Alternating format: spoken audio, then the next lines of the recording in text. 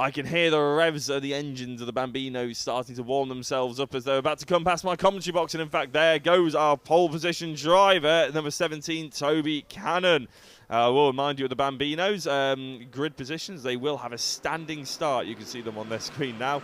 If you're thinking, they look a bit young, they look a bit small, well, you'd probably be right. They are quite young. It's at the driver's age, the eligible age that these guys are allowed to race at here is between 5 and 8 years old. And even when it says 5, it says at organizer's discretion. So maybe that means that if they're in the correct school year, and they're not quite 5 yet, maybe they're still allowed to get out there and do some testing or something. I'm not entirely sure. Yeah, that is absolutely bang on there, Jack. Yeah, we have had, I won't go into the youngest driver ever, named Farah, but I won't mention how old he was when he was racing here. He wasn't coming last either, but he was he even at 4? Really? Not sure. Yeah. Really? Wow. Yeah, so, but it depends. You've got to come show the circuit owner that you've got some talent, that you can handle the kart. It's about being safe, isn't it, more than anything else? Absolutely, yeah. Absolutely. But these karts, obviously, not overly powered, but they do go pretty quickly. They do indeed, yes. I believe I have got the stats of how quick they go somewhere, although they've just eluded me. But I believe they are about 3.5 horsepower or something like that. Doesn't sound like a lot when you compare it to your average road car, which has probably got about 100, say, horsepower. But keep in mind that these guys are a lot lighter. The karts don't weigh a lot either. They do have a minimum driver and kart weight of 78 kilos.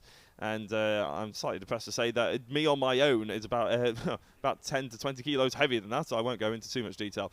Right, we are racing for the first time here at the INDIKART Bambino 2023 season, and I'm just struggling to pick out who's actually got into the pole position. It's actually the number 66, Elsie Gannon from 3rd on the grid with an absolute rocket start. Number 17, Toby Cannon. Not related to Elsie Gannon. There is a G and a C difference there.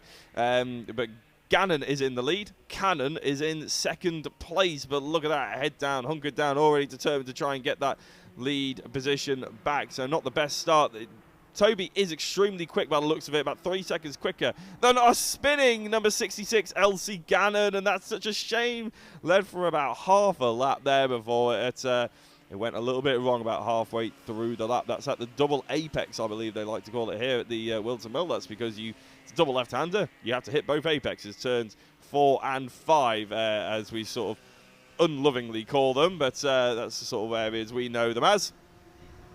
So Toby Cannon holds on to the race lead then from pole position, lost it momentarily. It was only for a moment, of course, a half a lap before retaking it, and looks like got a nice little gap between themselves and Theo Jepson, the number 14, who started in 2nd place and now retakes that 2nd place as well.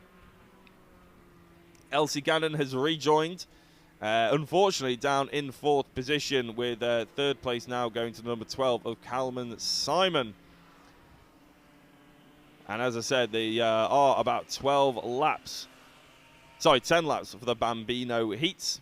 So we'll be able to count them down for you throughout the session.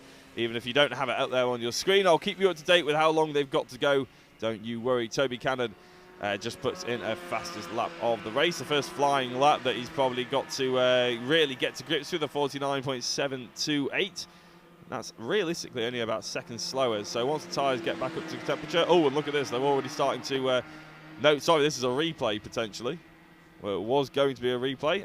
It's now gone back to our live cameras. We do have the option for a replay, and we'll try and get that figured out so we can potentially see any sort of talking points throughout the race. The Bambinos, it is all about learning. It is all about being safe, really. In this, obviously, everybody turns up wanting to win, wanting to do well.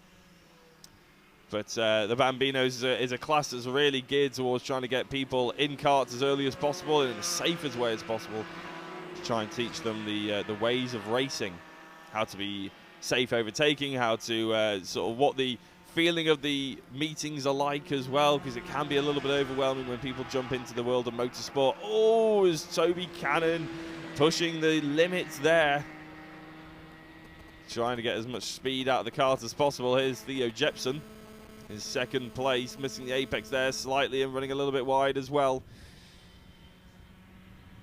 The lap times between first and second aren't that too different if we're just going on the last lap time. In fact, actually, sorry, my apologies, it wasn't Toby Cannon who went wide. This is the replay of Theo Jepson running onto the rumble strip. And I can tell you what, these karts don't have any suspension. That is an uncomfortable ride.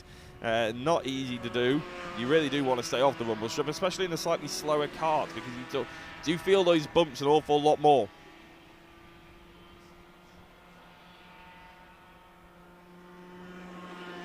Theo Jepson there in second place. You have to keep an eye on the timing for us. We don't have any actual times on screen. We've just got the names and the positions they're in. But you've got the times there, Jack. So what was the gap going through the line last time? Well, the gap over the line last time was 0.7 of a second. It lost about half a second to Theo just by going over that rumble strip and potentially missing an apex or two. It's a bit unfortunate. This is Elsie Gannon, who's overtaken Calvin Simon and retaken that third position, which is exactly where they qualified, of course. Looking strong early was Elsie. Obviously, spinning out didn't help her, but she's back on now. Just got to keep with it, and obviously she's got another heat coming, and then how you do in those heats will determine your positions for the final that will be coming up later in the day.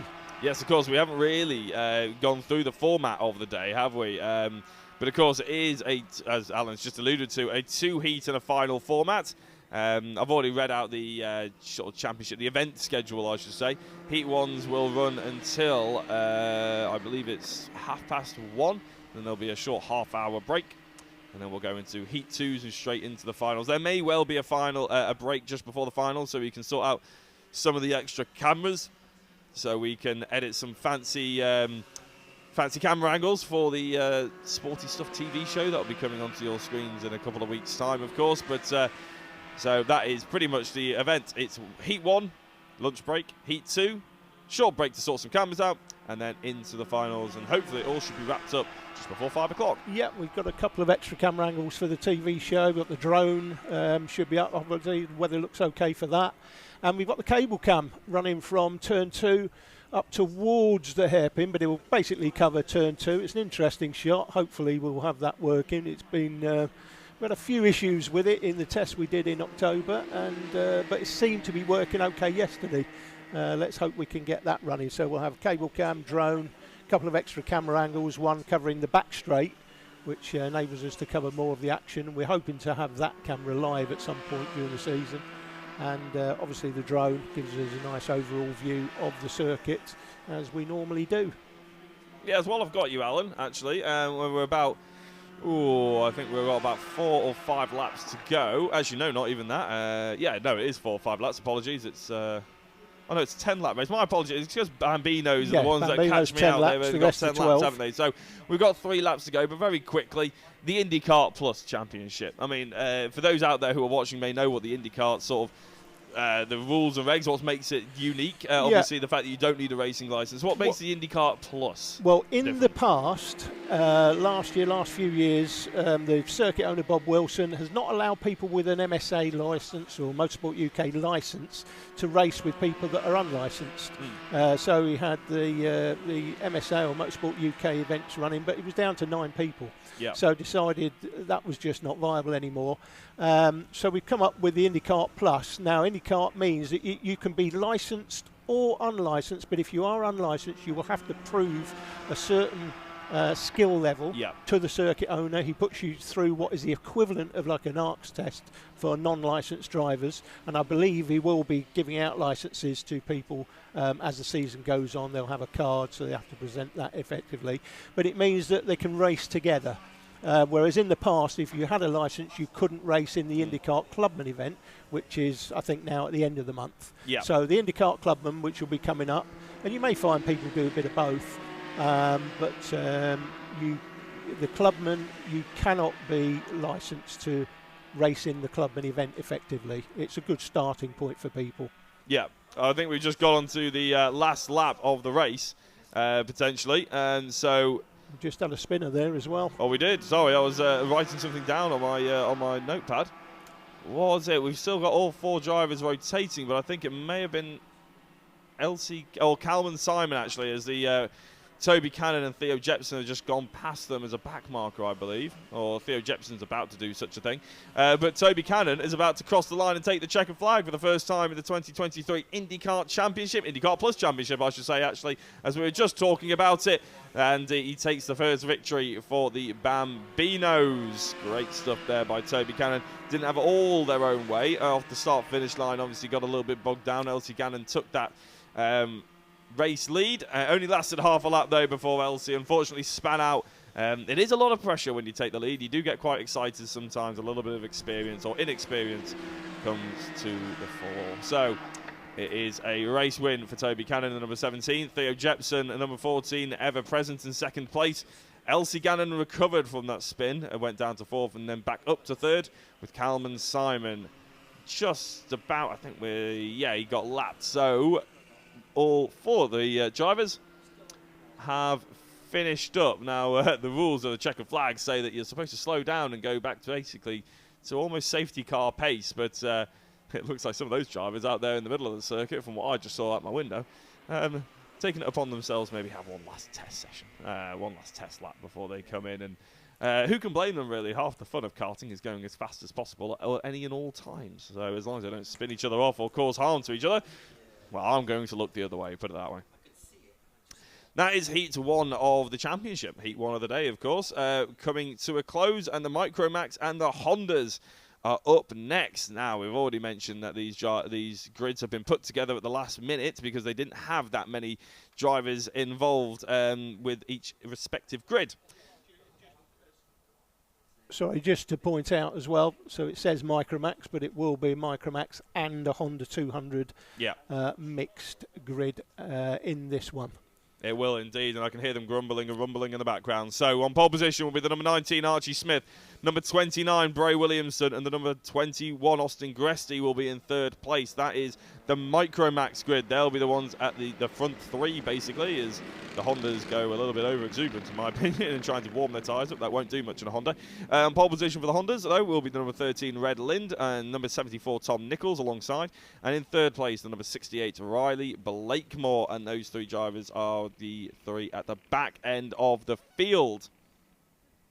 Normally you can tell the different classes by the different numbers, or the different colour combinations of the numbers. So you can see that the Micromaxes, they are with a yellow background, the black numbers, and in the Hondas, they are yellow background, which is slightly inconvenient to tell them apart, but with the red numbers. So that's what you have to specifically look out for if you're looking between Micromaxes and Hondas. I'll say that again before the race starts. Micromax, yellow and black.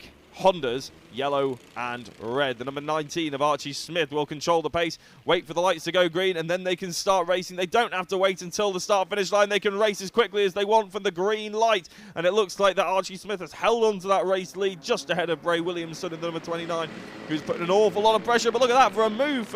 That's actually not changing any position in terms of championship order, but Red Lind from the number 13 Honda category, overtaking number 21 Austin Gresty. And to be fair, in qualifying, the pole position Honda was quicker than the third place Micromax. That is the sort of weird thing that can happen in these sort of championships. They are only about 0.2 or a second off, and if you're comparing the pole position for Micros compared to the pole position for Hondas, it was about a second in qualifying. But by the looks of it, the Honda's actually able to get up to speed a little bit quicker than the two leading Micromaxes.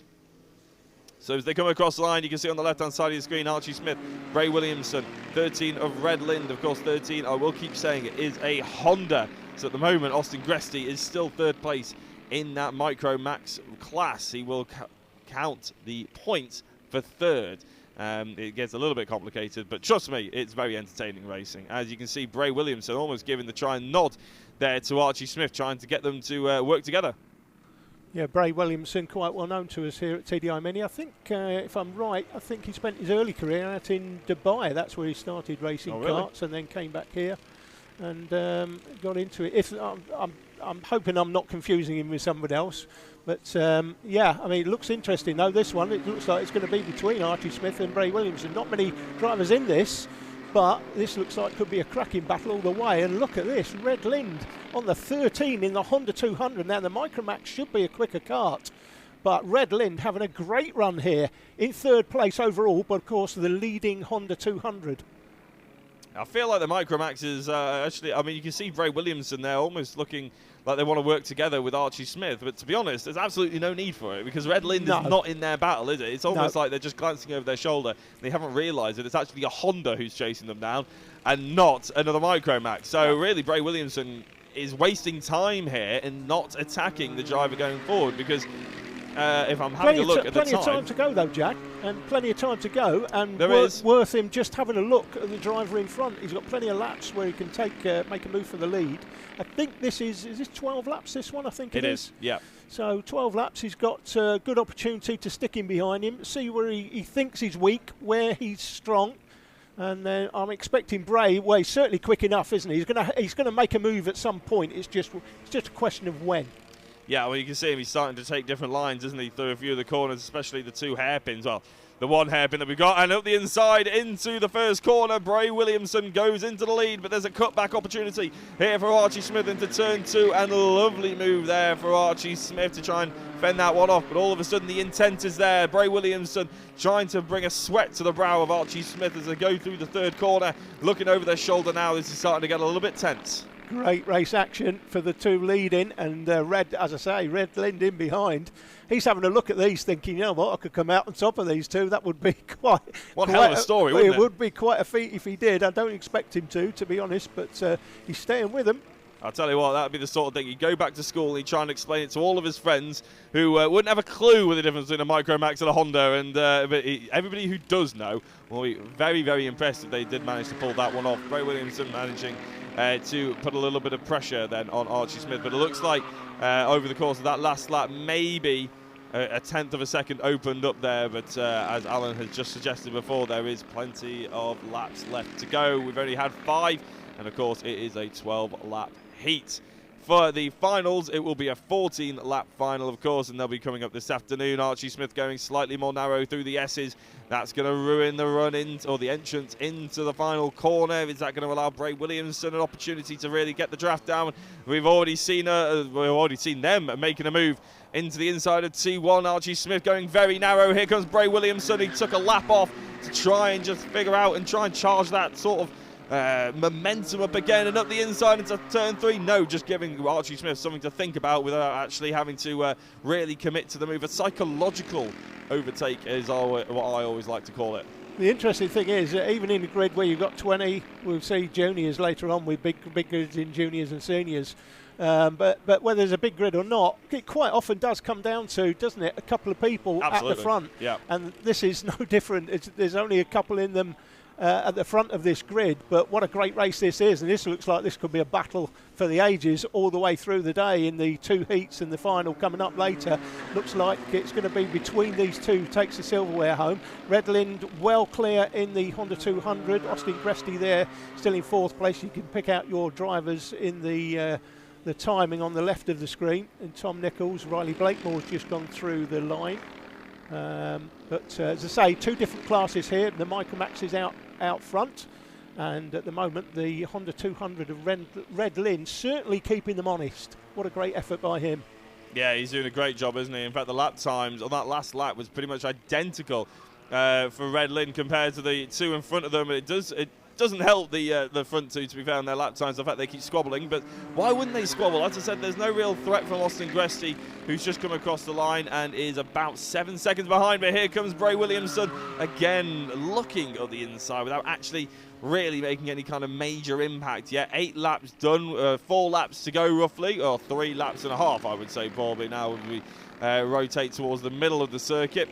As I said, Red Lind's doing a brilliant job of getting overall podium here, but 1st place in the Hondas. And if we're having a look at the other Honda category, not the other Honda category, the other drivers in the Honda category, I should say, actually, is Tom Nichols currently in 3rd position in that class in the number 74.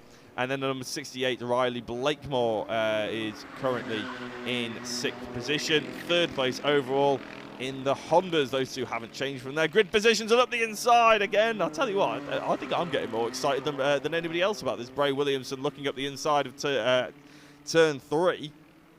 At some point, you get the impression that maybe it's starting to be sent. I think Archie Smith, if I was the leading driver, would start to think, well, you can look up there all you like. You haven't actually shown that you're willing to do it yet, so why would I worry about it? You know, you've got to show some intent for the driver in front to buy the fake. The only real attack we've seen from Bray Williamson is at the inside of T number 1.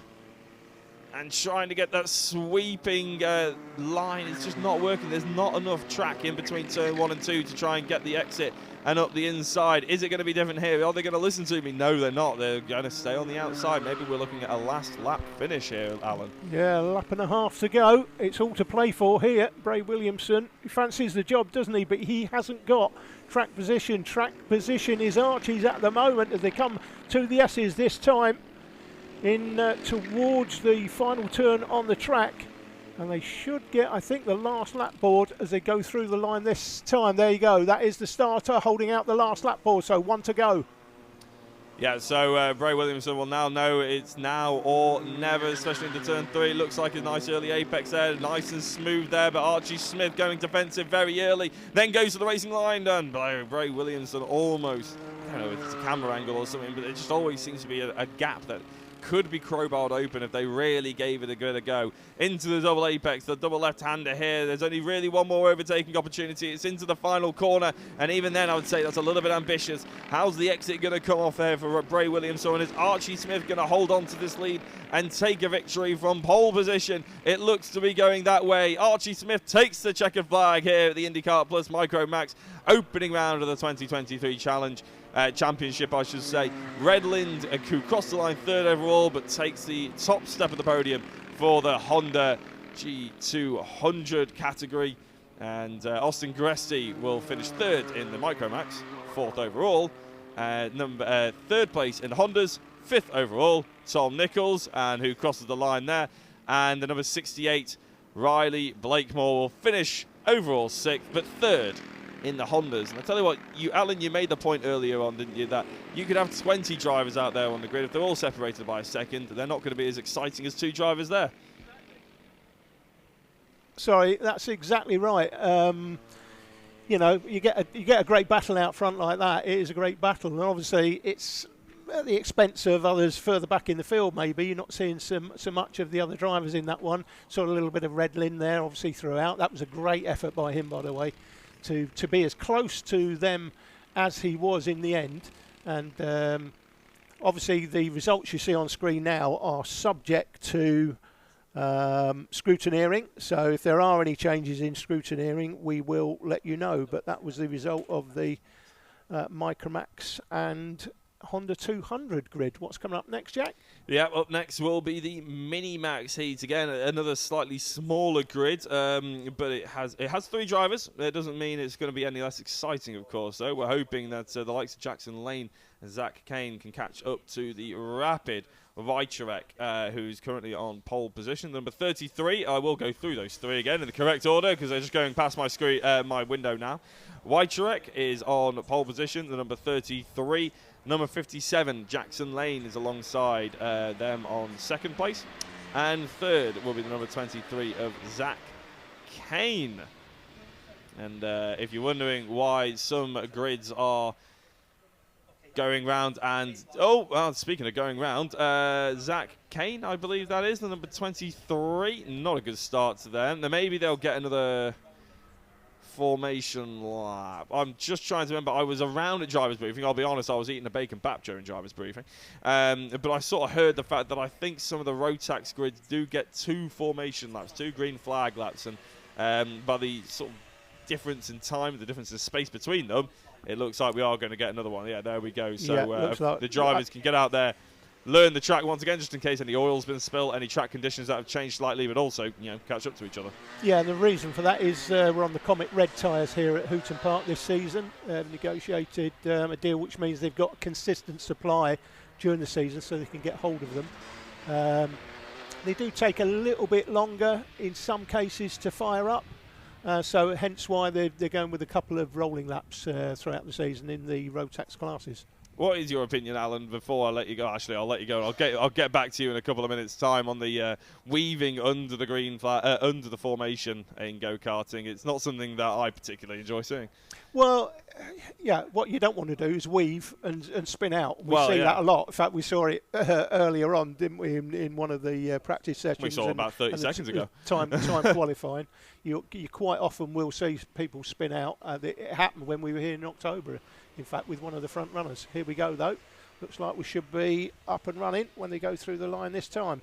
Yeah, and across the line, Wojciech gets and retains the lead of this race, and after getting pole position, a bit of a slide there for the number 57. That's Jackson Lane on the outside of T1. That's really not the start you want, because it just gives the leader that opportunity to pull away, and before you can really make an effort in trying to attack early on. There was about 0.3 of a second between first and second place in qualifying, which means the lap times are close enough to think that we'd be able to get a battle here, but not if Jackson Lane starts like that one, Alan. It's a bit of a shame, that one, isn't it, for the second place, and they just gap themselves out just a touch. Yeah, I expect Wojciech to take this one. He's been fastest all weekend, no doubt, in the sessions on the Saturday, and then again in time qualifying this morning, 0.3 quicker. And that's 0.3 quicker a lap. That should equate to something like 3.6, probably 4 seconds by the time we get to the flag. Again, disappointing with only 3 here this weekend, but we're covering it anyway, guys. It's live streamed, and then the TV show will probably in classes like this where we've only got a few drivers, there'll be a summary of who did what during the day, so the drivers will still get their little bit of TV exposure, if you like. But obviously you won't see an entire race that we're going to see here in the live stream. But the live stream, doesn't matter how many's in it, we're going to cover all of the races, the heats. This is heat 1 of 2, and then the final coming up later in the day. So Wojciech Lane and Kane in this one. Yeah, and keep in mind, ladies and gentlemen, that although this might not be shown on TV, it might just be a bit of a sum up. This live stream is going to remain on YouTube. It's not like it's going to disappear after we're done live. You know, you'll be able to watch it back and be able to enjoy the full race, of course. And the good thing about having 3 drivers, it means you probably will be on screen for the majority of the race. You'll get to see plenty of action of your favourite drivers. So as Wojciech comes across the line, we've been seeing plenty of Jackson Lane. He's putting the head down and trying to get it going. But to be honest, the lap times are not being kind to Jackson. It's not just that early mistake that's really costing them. Wojciech has got a 39.695 lap in the locker. That's the best lap of the race, of course, as well. And Jackson Lane's last time was a good 0.6 slower. And currently the gap is 3.6 seconds. So, yeah, Jackson Lane, it's not just one lap that he's unfortunately not had the rub of the green. It's just he doesn't have the speed, it seems, even though his lap time was relatively close to Wojciech. Wojciech just seems to be able to turn it up a notch. Yeah, different levels, of course, different levels of experience between the drivers. We're looking at Zach Kane here, currently in 3rd place. So quite a gap between the drivers, but the experience levels, you have to understand. This is the rootist of grassroots motorsport, if rootist is a word in this context. We'll go for it. I think everybody knows what you mean. If it isn't, then I'll be on to the Oxford English next week. But this is the rootist of grassroots racing. This is where you start to learn the basics, and there's going to be a big disparity between, you'll see in a lot of the classes, between drivers at the front of the field, those in the midfield, and those at the back of the field. Different levels of experience, and there's that's exactly the case here in the Minimax class. But Wojciech is a quality operator. No doubt he'll be doing various other championships during the season, and then that's when he will be tested. 57 here we're looking at is Jackson Lane. Jackson in the green helmet coming down through the double apex. If we go round the circuit, in fact, where is the track guide? Here it is. You've got the double apex coming up through the S's. This is the final turn. This is Stanlow Bend, the final turn, going down the start-finish straight. So over the finish line into turn 1, that's Vauxhall, because Vauxhall's is right across the road from that Home turn. of Astra. Absolutely. And then turn 1 goes into turn 2. This is the hairpin.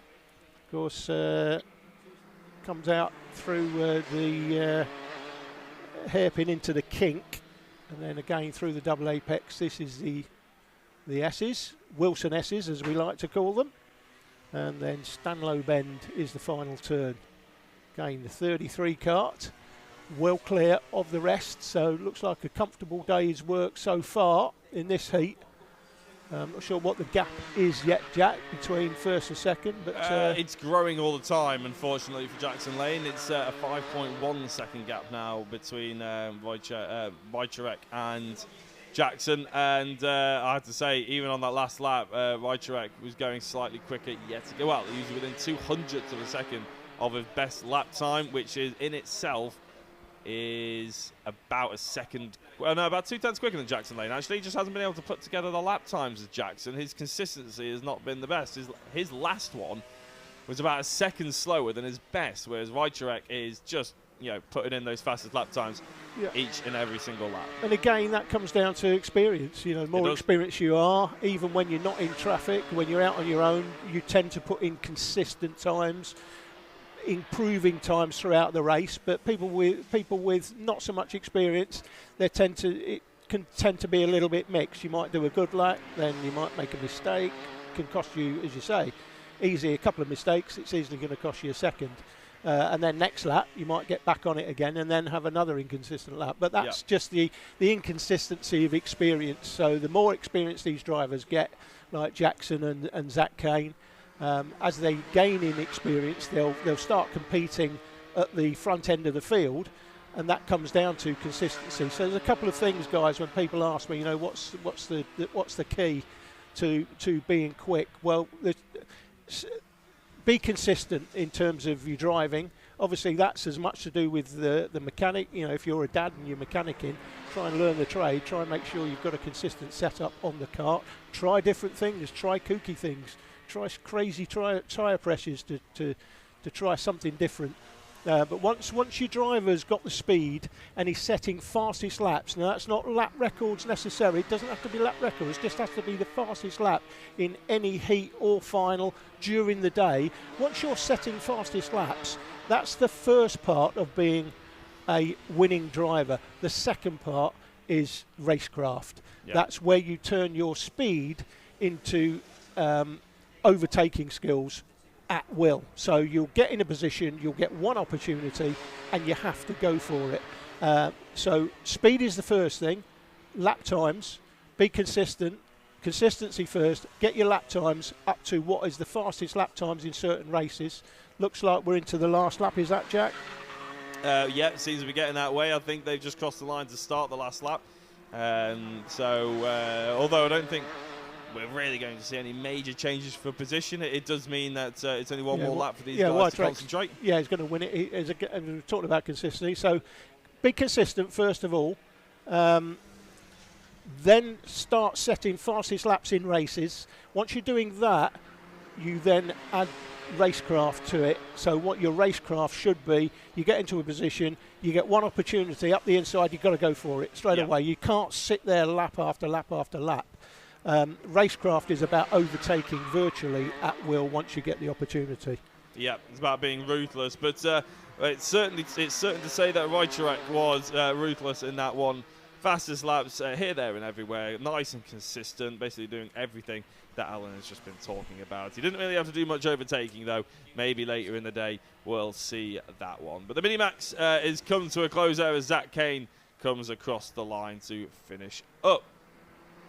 So the top three, no prizes. Well, I was about to say no prizes for just finishing this race, but actually there is a prize for finishing this race because they all get on the podium technically. So yeah, it's a slightly individual-looking championship. Right. Up next, we just had the Minimaxes. So it will be the juniors. Now this is the biggest grid we've got of the day. So I'll just put my microphone down to try and get my grid positions up, and we'll try and read you through them nice and quickly. Right, junior Rotaxes, they're about to come out, but I will start the grid nice and quickly because there is 18 of them. It's a bit bigger a grid than we've had before. On ball position, the number 54, James Ollier, alongside him, number 10, James Koichelek. Row 2, Daniel Whitfield, number 41, And alongside them in 4th place is 25, Morgan Hudson. Row 3 will see number 7, Zane Stout, joined by number 14, Harry Hurst Grover. Row 4 will be the 34 of Jacob Jukes. I'm pretty sure I've seen him in the Wilton Mill Kart Club quite a few times. And number 38, Lewis Summer. Then row 5, number 4, Adam Catling, and number 12, Ben Horner. Row 6, number 59, Charlie Gillum, and number 8, Bartek Filipake.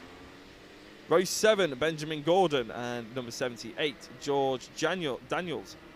Row 8, number 51, Archie Doherty, and 21, Molly Pugh. And in the last row, row number 9, the 17th place, number 52, James Kell, and the 18th place, number 26, Oliver Lomax. Now, that feels like it was very much rushed reading that one out. They do have 2 green flags, just like all Rotax Max grids. And you can see the drivers there warming their tyres up. As I said, a bit of a pet peeve of mine. Somebody did spin. They did spin, while you were going through the grid. Somebody did spin off. That doesn't surprise me, to be honest. They're very aggressive with the tyre warming and in go-karting. And to me, I just personally don't think it makes as much of a difference as everybody thinks. I feel like a lot of people just see the Formula 1 drivers do it and they decide that that's what they should do as well. There's something to be said for that. It does make a slight difference, but you don't need to go crazy with it. And you don't need to go crazy. Some and the people thing I do, really we've already disagree seen with, someone spin off again. Yeah, the thing I really disagree with is doing it at this situation where they're side by side, because you're so close proximity to the white line and the driver alongside you. But anyway, I'll stop whining now, shall we? And we'll start focusing on the race. And as I said, number 54, James Ollier, on the right-hand side of your screen on pole position, will dictate the pace. James Koychek will not be allowed to overtake before the green lights go out. And I believe it is James Ollier who's going to go into T1 in the lead. Now, a bigger grid means a bit more of a risk as well. And we've already got a spinner off in the background and 3 wide into turn 1, turn 2 as well. A little bit of bump in the margin.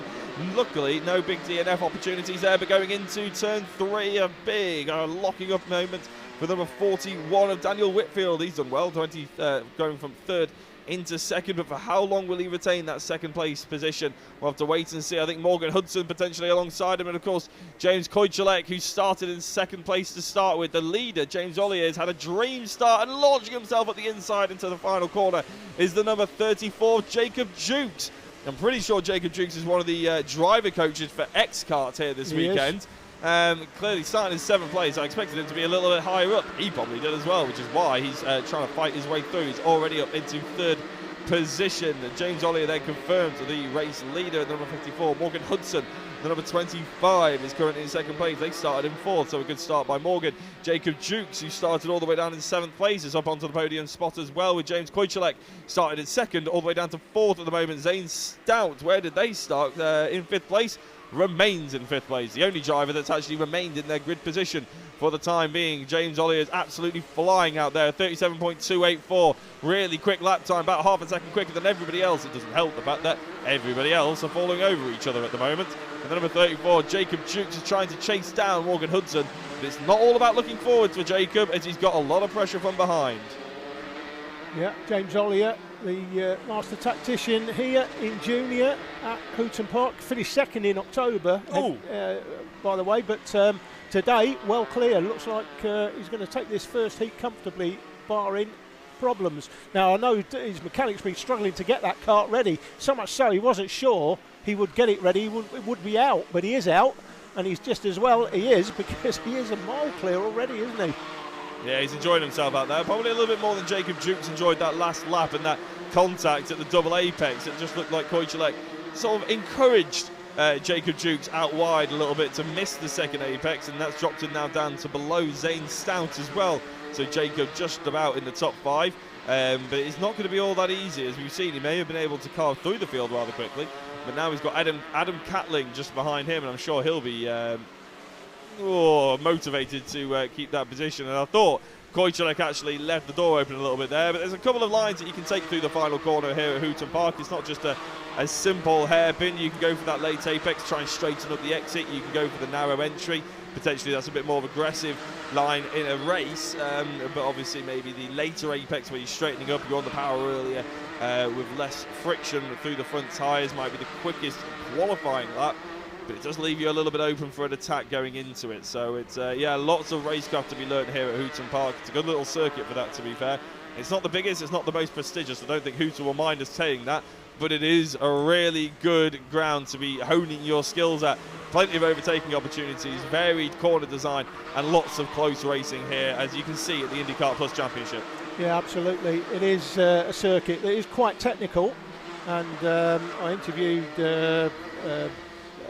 somebody late last year, an interesting interview where we talked about the technicality of the circuit and likened it to BF International. Certainly, yeah, not in terms of obviously facilities. This is a real grassroots track here at Hooton Park. Doesn't have that sort of investment, but it's a great place to come. And of course, it's one of the only circuits. If we've got to move there, is up for third place. It's like fourth, actually. Jacob Jukes. So Jacob going up one. He's obviously in third, dropped to fifth. Looks like he's back into fourth place. But yeah, it is the sort of circuit where you've got continual practice days, for example. Very rare. I'm not sure of any other circuit in the UK where you can come basically Monday to Sunday most days. All right, sometimes they have something that's on and will preclude people from testing. But Monday to Friday, generally, you can come here any day, school day or anything else, and use the circuit to test. That is very, very unusual. So to have that in the UK, just want to catch up with a couple of people asking questions. Somebody's asking about the price of carts. Somebody said 7 to 8 grand for a good one. Well, I don't think I'd be looking to spend 7 to 8 grand if I was looking to buy a cart, to be honest. I think you can get them a lot cheaper than that. Even brand new, you would get them a lot cheaper. You could probably do a season, couldn't you, at the INDIKART Plus for 7 or 8 grand? Absolutely, no doubt. Yeah, easily, actually, yeah. Absolutely, no doubt. And we've got somebody on from Australia as well. Hello from Australia. Well, hello to you too. Nice to know that. What time is it here in the afternoon? So it must be gone. It's what, 1 o'clock in the morning in Australia, something like that, I'm guessing. So really? I leant over to read that comment because I thought it might be from my brother or mum or dad. They're all in Australia. Well, my brother lives in Australia, but they're all over there at this point. They all know I'm commentating here today. Oh, move there into turn 1 now. Who is that between? It's a number 51. It's a slightly further down in the order. It's Archie Doherty versus Molly Pugh, I believe that was. And number 21's just slotted down. You can see a cart on the outside at seat number 3 there, actually. But plenty of battles, and this is the advantage of having a slightly larger grid, doesn't it? If the front runners aren't doing it for you, you can just cast our cameras back, and there's always going to be something to be watching towards the rear end of the field. And this is the fight to not even get into the top 10. It's a fight for the top 11, or top 12 even. And it looks like it's heating up there at the front end of the field. Yeah, Zane Stout went into third place as he went through the line last time round. So Zane back into third, Jacob Jukes up to fourth, and James Kochelek, I think it is. He's back down there in fifth place. Adam Catling, we know he's pretty quick. He's there in P6 currently. From Horner Whitfield, Charlie Gillam in ninth place, and Bartak Filipiak rounding out the top 10 currently. Adam Catling's just moved into fifth. Well, there's another move here on for Adam Catling, and well, actually, I think they're forcing their way past the back marker potentially. Because it does seem to be a bit of a speed disparity. I'm not sure who that back marker is. It might be Oliver Lomax in number 26. Not entirely sure. I'll try and keep an eye out for a little bit closer here. But as they came across the line, it was still James Ollier who was leading this race. Number 25, Morgan Hudson in second position. Zane Stout, the number 7. But as they come across the line, I'll actually start reading them out again because I think the order's slightly changed in the top 5. No, Zane Stout is still into fourth. Still in third, sorry. Jacob Jukes in fourth position. Fifth is still Adam Catling with the last laps board starting to be shown. It's now or never for these drivers, and they're towards the rear end of the field. I think Lewis Sumner has just overtaken Bartek Filipike into the first corner. Really nice little move there, nice and late, decisive action here at Hooton Park. Ooh, a couple of bites of the cherry there for Adam Catling to try and get into the double apex. James Ollier has come across the line and has taken checkered flag. James Ollier has won here at the Junior Rotax Max with Morgan Hudson in second place. Zane Stout takes third with Jacob Jukes in fourth. Adam Catling in fifth. James Koicek in sixth place, and seventh is Ben Horner. Really good battling here at the Junior Rotax Max category. We'll read out the finishing order of the top 10 because I believe it's just changed. Daniel Whitfield was in 8th place. Charlie Gillam even in 9th. And the top 10 rounded out by Lewis Sumner. And the 12 laps have been concluded here at the Junior Rotax. What a race for you. It's always nice to have a little bit of video. more drivers out there on the grid. As I said before, it gives us something else to shout about, gives us some other drivers to be focusing on. Just in case there's a bit of a lull in the action at the front, you can cast your cameras back to the rear end of the field where you just know they're going to be battling it nice and close. Right, amazingly, we're getting towards the rear end of Heat 1, and then we'll be going into a lunch break, which is, of course, the best time of the day, because I get my nice co-op meal deal sandwich for £4, absolute rip-off. But there we go. The Junior Rotax come to a close. The Senior Rotax Heat 1 is up next, and that is another grid, which is... I may have to pause it and start again. Which is another grid that is slightly bigger than the average that we've got here this afternoon, which is always nice. Hopefully it will give us just as exciting racing. You can tell that the carts have gone in because I've gone slightly more not quiet because there aren't any carts ripping past my window, which makes me think that I have to shout constantly. Right.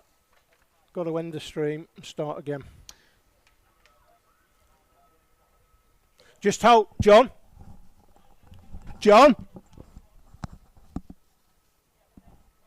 Is that him in there? Just tell him to hold.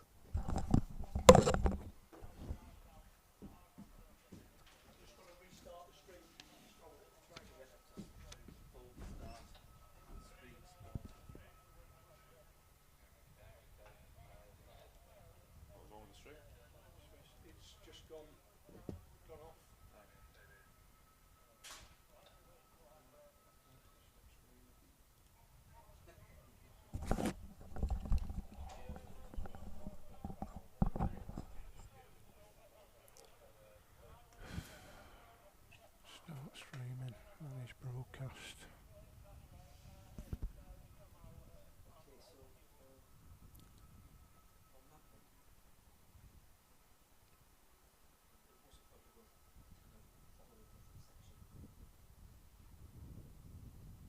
Right, should be back.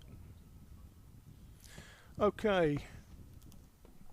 Hi guys, looks like we've had a bit of a problem with the internet. But we should be back on either now or in the very, very near future. Let me just check where we are. Looks like we are.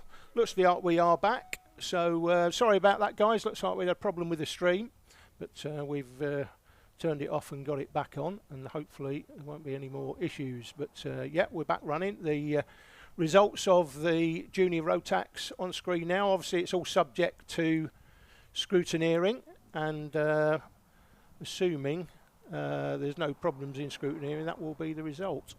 And next up, Jack, is seniors next. It is indeed, yes. So we're getting towards the rear end of the schedule actually for heat number 1. Senior Rotax is followed by Senior Rotax 177s, or lovingly known as the heavies, as it's a slightly heavier category, 177 kilos to be precise. But we don't have to worry about that just yet because, as I said, we are going into the Senior Max. So on pole position will be the number 8 of Robbie Rathbone, and alongside him in second place will be the number 29 of Ben Knowles.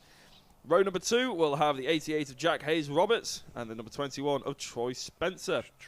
Row 3, 53, Callum Kinder, and 63, Leo Jackson. Row 4, 61, Alex Eads. I'm going to go with, it's E-A-D-E-S, so I'm going to go with Eads.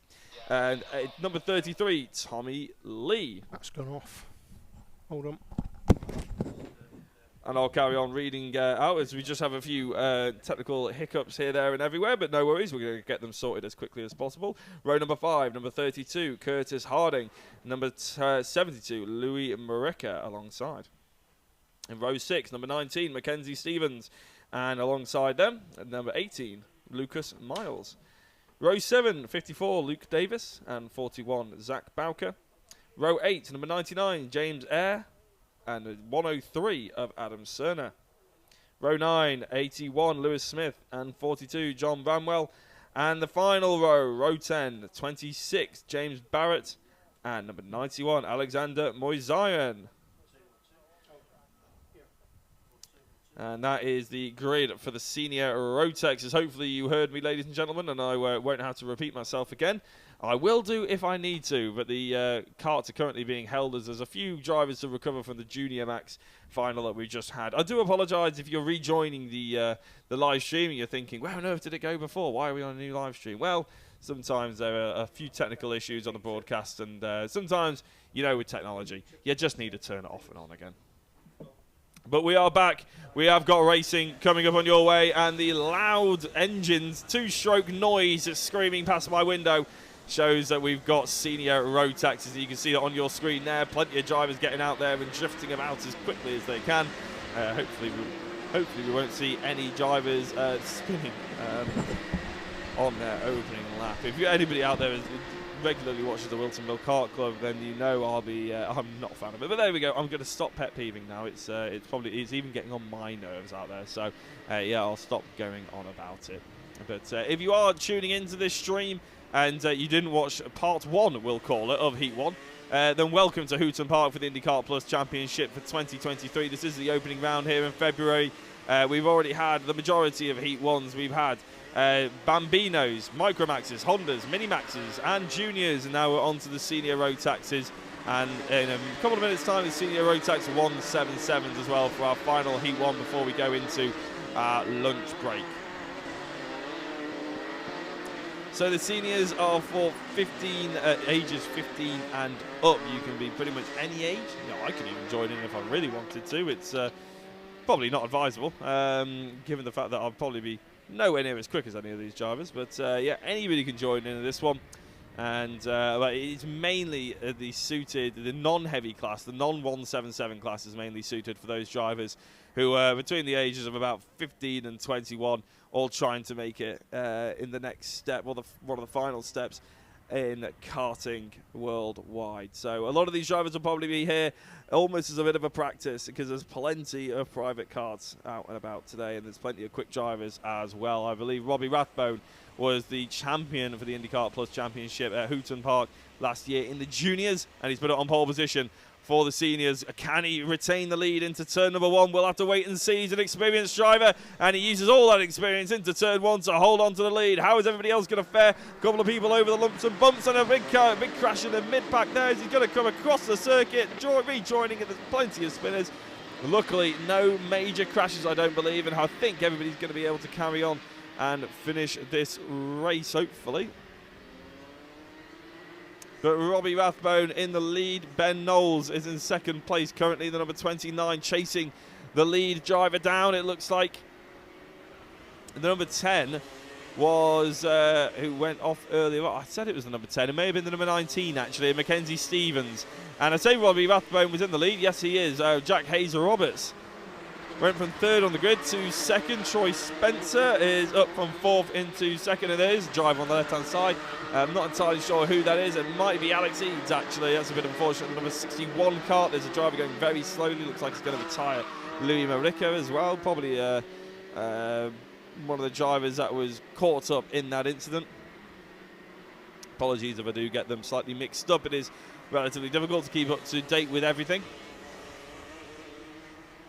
This is Leo Jackson, currently trying to chase down Troy Spencer. Very, very pressurised right at the front for not only the race lead, but for that third place podium position as well. A very lonely driver on the outside there, I believe, is Alex Eads. Going into turn 3, a bit of a wider line there by Jack Hayes. Always trying to use as much track as possible. Number 88 here, applying an awful lot of pressure, nice and narrow through the double apex. Actually makes both of those apexes, and I think Robbie Rathbone potentially missing, but just about managing to keep hold of some momentum through the mid-corner speed. Nice exit there for the final corner. I don't think there's going to be a move for the lead. Potentially there's going to be a lead. There's going to be a move for third place though, because look at the pressure that Leo Jackson is starting to exude onto Troy Spencer. Number 21 looking over the shoulder, starting to feel it as well. Probably a sweat trickling down the back of Troy Spencer's race suit. Never a comfortable feeling. A few of the drivers have come in for retirement, I believe. We have lost Callum Kinder, the number 53. We've lost Louis Mareka, the number 72, and Alex Eads as well, the number 61. One of the drivers we know is on the outside going into T3. Not entirely sure which one of those drivers it is. The rest of them have got into the pit lane, so they have managed to get back to the pits, but there's a high potential that there's a little bit of damage. There was quite a bit of contact, let's face it. One driver ended up getting a little bit spat up in the air, landing quite heavily, going across the grass. The grass isn't smooth here, ladies and gentlemen. It's you know, there's plenty of potholes. It's a bit like your Saturday League football sort of team. It's football pitch. It's not exactly carpet smooth. So if you're going over that in a go-kart with no suspension, especially if you're coming down from a heavy hit anyway, then there is a large likelihood that you're going to chuck a chain, or you're going to do a little bit of damage, maybe bend a little bit of an axle or something like that. Stub axle here, there and everywhere. You really don't want to take the risk if the kart is feeling a little bit untoward. There's another driver actually on the outside of T number 2. Hadn't seen them in the previous camera angles before, so yeah, not everybody able to make it back to the pit lane. That's a bit of a shame.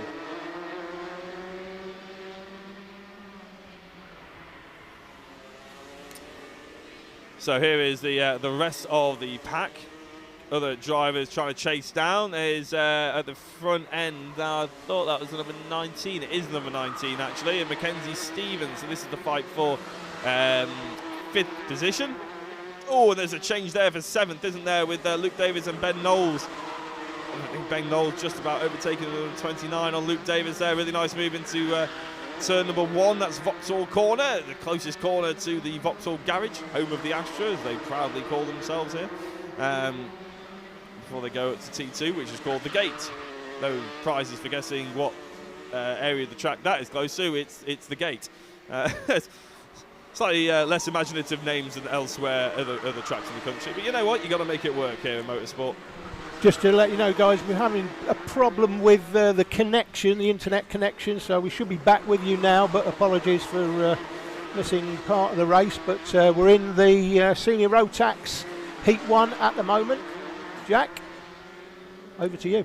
We are indeed, yes, so the Senior Rotax Max, and in case you missed any of my prior ramblings, I will point out the fact that the leader is Robbie Rathbone. Not by an awful lot, though, as Jack Hayes-Roberts set the fastest lap time of the race last time round, but that was just beaten by Robbie Rathbone actually on the 8th lap of this particular race. Leo Jackson, Troy Spencer are battling over 3rd position as well. They've only got a couple of tenths between them, and then you've got the fight for top 5. Mackenzie Stevens holding on to that one for the time being, but that's a 4-way battle between himself, Curtis Harding, Ben Knowles and Luke Davis.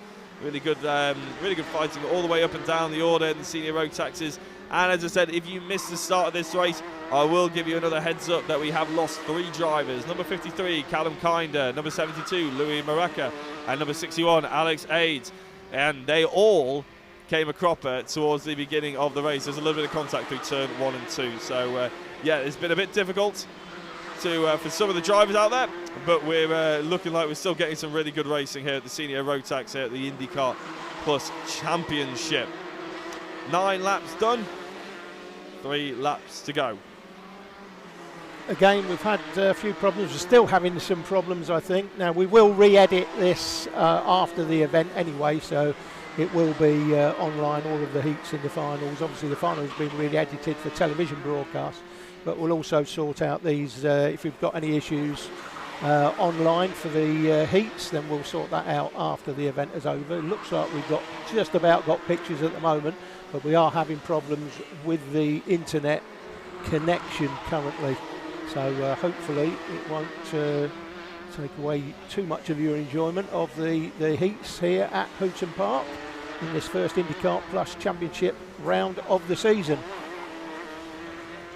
Yeah, technology does. It's not always the most reliable thing, especially at motorsport venues. Sometimes the signals can be a little bit tricky to get hold of. So we do apologise, but we'll still be doing our best to bring you all the latest and greatest action here from the INDIKART Plus Championship, and we'll keep you up to date as best we can with the different orders of proceedings.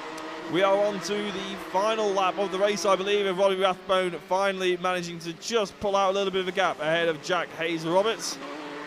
In fact, the last couple of laps have been about a tenth or two quicker than Jack Hayes-Roberts, who I think just about lost out. But as they're coming across the line, the checkered flag waves to the face of Robbie Rathbone, and I'm sure a very pleased driver to take the first heat win here at Hooton Park. Jack Hayes-Roberts comes across the line in second place. Troy Spencer held off Leo Jackson to hold on to third place, and then Mackenzie Stevens wins the battle of the top 5 ahead of Curtis Harding, Ben Knowles, Luke Davis, and they're here as they come across the line. Tommy Lee, Zach Bowker round out the top 10. So that is the senior Rotaxes, and there's been a change actually for 14th place. Lewis Smith and Alexander Mozaran were the 2 drivers that swapped around on that final lap, and there is a stricken Callum Kinder. That's a bit of a shame, isn't it? The number 53 is Stephen Duke.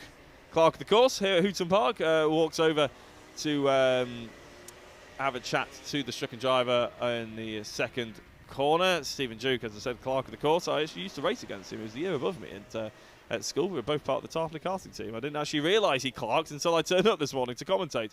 Always nice to catch up with him.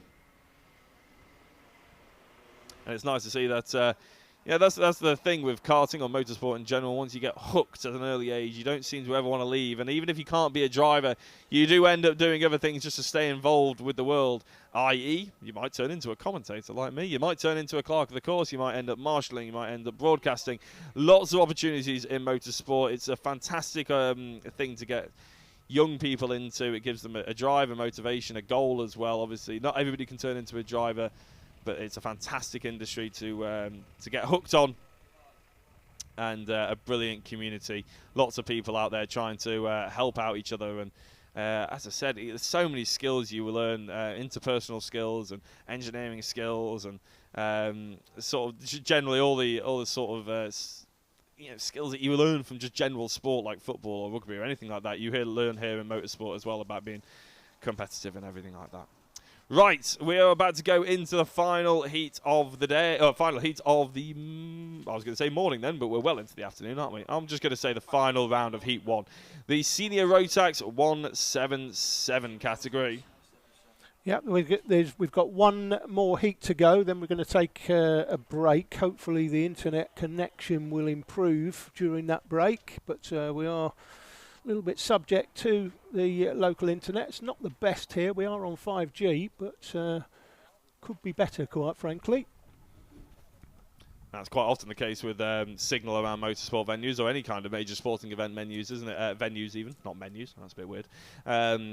But yeah, not always the best, is it? But we do what we can. We will bring you the best action. As Alan said before, we will be re-editing all this. This is also being recorded, and if there is interruption in the live stream, we will edit it and put it up so you can see all the races on the YouTube channel you're watching this from, as well as obviously the TV coverage on Sporty Stuff TV in a couple of weeks' time, where it'll be all recorded as well. So don't worry, you will be able to access all of the content as and when it's available. Right. I will bring you through the Senior Rotax 177 grid before we finish out the rest of Heat 1s. Thank you very much. We're just getting the hard copies of the grids for Heat 2 as well. I'll bring you them as and when we need them in a little later in the day. Right, on pole position will be number 52 of James Dunn. In second place, number 58 of Ian Prestwich. Row 2 will be 66 of Peter Abbott and 26 of William Dransfield. Row 3, number 45, Roger Moore. And number 23, Sam Booth. And on row 4, and 7th place, and the only driver on row 4, number 25, David Blackhurst. I'm sure if I was a slightly more immature commentator, I'd probably be able to think of lots of puns to do with Roger Moore. But yeah. And to be honest, yes, he will have heard them all before. Yeah. And I think he heard them all in October last time when I was doing the commentary, quite frankly. And yeah, not a secret agent, but he can build you a good kitchen. Well, there we go. And which one's more important to the common man, I'd exactly. say. Yes, to be honest, Roger Moore is not my era of James Bond anyway, so I wouldn't be able to bring up lots of puns. If there was a Daniel Craig out there, maybe I'd be able to do it. But no, I think Roger Moore will be a little bit safer this time round. And I can hear the Senior Rotaxes start to rev their engines pulling out. And you can actually see there on your screens they are doing exactly that. So slightly more in this grid than the likes of the Bambinos and the Micromaxes and the Minimaxes and things like that. But not as many as the seniors and juniors. Sort of a slap bang in the middle there for the class we lovingly know as the heavies. And the reason why I'm saying that is not trying to be insulting, although they have just span. And you know how that, at this point in the stream, you know how that's a pet peeve. It's actually called the Senior Rotax 177 category because the driver and the cart has to be a minimum of 177 kilos, and the minimum standard we expect is that they start on the track as well. Number 23, Sam Booth there, getting a little bit. I mean, once the tyres get wet on the grass, don't get me wrong, it's not a wet day here at Hooton Park, but as soon as you touch the grass, all the heat goes out of them. I mean, let's face it, it's February, it's slightly damp on the grass, and you can already see the mud being churned up on the outside of T1 there. It shows that it's not exactly a heat wave here today. The weather is good for racing, don't get me wrong, but it's not dry on the grass, so you really want to stay off there. As soon as you go on there, you're going to be liable to probably go heading straight back off the circuit because you won't have any grip. But yes, the senior maxes, you do have to be. I do have the. Where is the senior max? Yeah, in the normal senior max category, you have to be a weight of 162 kilos, whereas in the heavies, it's 177, obviously. So that finishes my sort of story that I was telling about before. So James Dunn pinching the fuel pipe there from pole position, the number 52 driver, with Ian Prestwich alongside. How are they going to go into turn 1? Oh, and I think actually for the first time today, we're going to have an overtake for race lead, potentially through turn 1. Around the outside is Ian Prestwich. And it looks like through turn 2, both drivers are going to lose out to number 66, Peter Abbott. What a start from him into the race lead. And there's a spin. And there's a crash into turn 3. That's 52. Our pole position sitter, James Dunn, has ended up going straight on at turn number 3. And there's still more argy-bargy from the number 26, William Dransfield against, I'm not entirely sure who that was against actually, as our camera's cut away slightly. But as they come across the line, I'll give you a rundown of the order because it has all changed from the qualifying order. As James Dunn was in the lead of this race. And actually, it still says James Dunn, so apologies. It wasn't James that went on straight on at turn number 1. James currently leads the way. Peter Abbott in second place. Sam Booth in third. And here is a replay. Notice the 52 on the outside. In fact, there we go. That's why I got slightly mixed up. It wasn't the 52, was it? I believe that was a 50. No, actually, I can't actually see who that was. It must have been Ian Prestwich in the 58. So I do apologise about that. I got my 50s mixed up, unfortunately. But the 7th place man, Ian Prestwich, I believe, has got back going, actually. So no drivers out for too long. Currently in last place, but still rotating the circuit. And you've always got a chance. You've got to be in it to win it, Alan. You have indeed. Again, guys, sorry, we're experiencing some problems with the internet connection, which is maybe affecting what you're seeing. But we will be, anything that we do have a problem with, we'll have a look at re-editing this after the event and making sure that it's online for you to watch back, so you can watch back not just the heats and the finals on TV, but also these heats as well. So that's, unfortunately, things outside our control. Looks like we're back to normal now, but you never know. It seems a bit bitty, the internet connection. Yeah, it's one of those things that we're always learning, but it's just technology sometimes just throws a spanner in the works. It was all working perfectly yesterday, and then all of a sudden you wake up today, turn it all back on, it decides to have a hissy fit. But you know what? We're going to try our best to bring you the best quality action here from Hooton Park for the INDIKART Plus Championship, and we'll continue to adapt to any obstacle that might come our way through the rest of the season as well. But just like Alan said, there is plenty of opportunity to catch up with all the action later in a couple of weeks' time, and even when these get re-edited in a couple of days' time and re-uploaded to the TDI Media Facebook page. Right, what was going on there? I think there was number 23 getting a little bit sideways. Sam Booth, that's the fight for third place against Pete Abbott, who's currently in second. James Dunn has really run away with it somewhat. Fastest lap of the race last time round. 4 laps in, and with a 1.984 second gap, basically 2 seconds to you and me, that doesn't look like it's going anywhere anytime soon, especially if they start falling over each other here in the fight for second place. Really narrow line there taken by Peter Abbott, Sam Booth. That was maybe what gave him the opportunity to get the run last time out. And then going into turn 1, is there going to be an opportunity? No, far too far back. Nice lock up of the rear wheels there and over the rumble strip as he tries to throw everything at this Hooton Park circuit to try and extract every single little bit of tenth bit of a second that is available to him.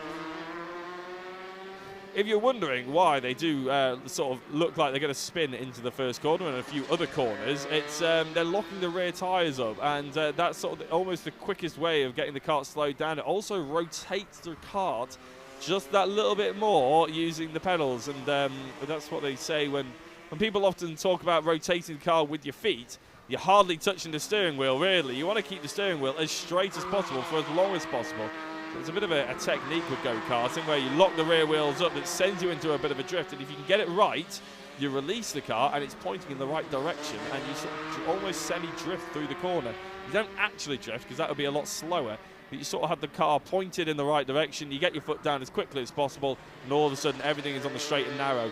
It's a very tricky thing to learn how to do. It's all about being in the seat for as long as possible. There's no way you can sort of just learn it by watching YouTube or anything like that and go out there and do it. But it is certainly the fastest way around. There is a technique to not churning your tyres up as well, because obviously it could flat spot your tyre if you don't do it quite right. You have to release it by a certain point. It's very, very technical, but quite often when you see a driver going into a corner and they look like they're about to lock up, they look like they're about to spin, the back end switching around on them, it's actually completely intentional, and you see it an awful lot. The likes of Wilton Mill and some of the faster kart circuits out there where they go into the heavy braking zones, they lock those rear wheels up. Looks like we've got a reasonable connection again, guys, but again, something outside our control. We're looking at the race leader there, is well clear James Dunn. In behind, we've got Abbott, Booth and Dransfield there in a great battle for second, third and fourth. Here we go. There they are, through turn 2 at the gate. Up the back straight into the Hooton hairpin. Come out of the Hooton hairpin, there's a little kink on the left-hand side of the track, not exactly a straight. There's the kink, just going past it now. And this is the move for, well, that was a move for third place, but didn't quite pull it off. So Dransfield having a look on Sam Booth, but couldn't quite get there. Peter Abbott, it is our raffle winner this week, who won his registration and entry fees to each round of the INDIKART Plus Championship that are filmed this year. So each filmed round, he's got a free entry, and he won his registration as well. So nice prize. Tickets were £1, and we'll be doing another raffle next month, which will be for, I think it's a set of tyres and the entry fee to round 2. So make sure you get your tickets there, just £1. All the incentives to try and get involved here at the INDIKART Plus Championship, of course. And it's brilliant. A lot of the championships, they sort of, for some reason, they're all in the second 2 weeks of the month, whereas the INDIKART quite often falls on the first weekend, if not the second weekend of the month. So, yeah, it should be a little bit of a gap. I don't think Alan will be able to tell me in a couple of minutes' time, I'm sure, but we avoid all the clashes with the BKC, the CKC, and all these other championships, don't we, as well? And that's specifically why we chose these rounds to broadcast. Yeah, there's no clash with BKC, CKC, NKC, Super One, UKC, all the C's basically. Yeah. Any kart club out there, basically, we try and avoid. Yeah, we've got no clashes with anything. We're into the last lap. As the leader goes through the line, that's James Dunn through the line for the last lap. Here is James. Looks like a comfortable victory in this first heat of the day. Yeah, he's done a fantastic job, has James done. Fastest lap after fastest lap. And in fact, he's got the fastest lap by about half a second as well, actually. A bit quicker than Sam Booth, who's currently the second fastest driver out there in terms of overall lap time, or the fastest lap time achievable by those drivers. But James going through the S's here, still pushing the car. No real need. He's got a nice 4.5 second gap between himself and everybody else. But he takes the checkered flag and takes the victory at the Senior Rotax 177 category. Peter Abbott comes across the line to take second place, with Sam Booth, who put an awful lot of pressure on Peter Abbott for a long time, but then a lock up into turn 3 meant that he lost the opportunity to potentially go for that second place. He ends up in third, just ahead of William Dransfield, who had one little nibble at Sam Booth, but it wasn't good enough to get him onto the podium. Roger Moore finishes in the top 5. Ian Prestwich, after a spin, or potentially encouraged spin, shall we call it, into turn 3, he finishes in 6th place. And David Blackhurst finishes in 7th place. Right, that is the final race of the Heat 1.